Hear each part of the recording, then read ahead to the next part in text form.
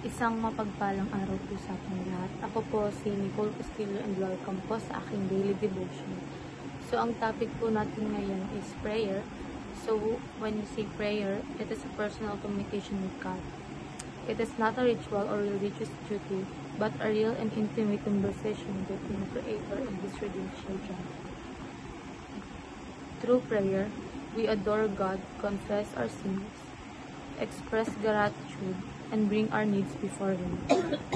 Prayer is both a means of grace and an act of dependence, grounded in work of Christ and guided by the Holy Spirit. We don't pray to inform God. He already knows. We pray to align our hearts with His will, to seek His power, and to enjoy His presence. So, ayon po sa Luke chapter 22, verse 42, Father, if you are willing, take this cup from me, yet not my will, but yours be done. So, ayon po sa ating katuruan, prayers is aligning our hearts with God's will.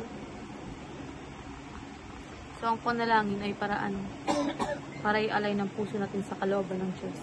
Hindi lang ito tungkol sa paghingi ng gusto natin, kundi sa paglapit sa Diyos. Para matutunan natin ang Kanyang gusto para sa atin. And next is prayer. Prayer is enjoying God's presence. Sa panalangin, naranasan natin ang presensya ng Diyos. Hindi lang ito obligasyon, it's a moment of joy and peace dahil kasama natin siya.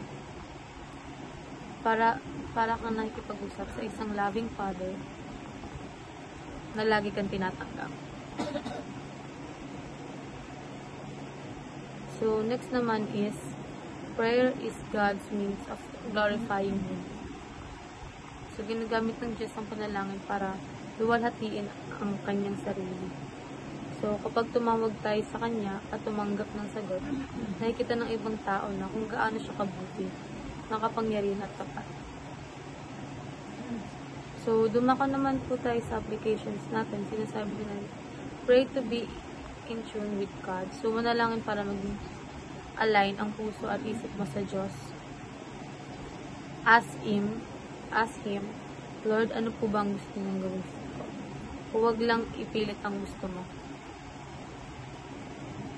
So, next is, pray to communion with God. So, manalangin hindi lang para humingi, kundi para makipag-ugnayan sa Diyos.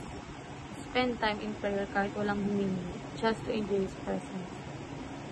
And lastly is, pray to glorify God. Manalangin upang luwalhatiin ng Diyos sa bawat aspeto ng buhay. When you pray, you're showing your dependence on Him. At kapag sinagot niya, mas lalo siyang nagbibigay ng puri. And ayun lang po, maraming salamat.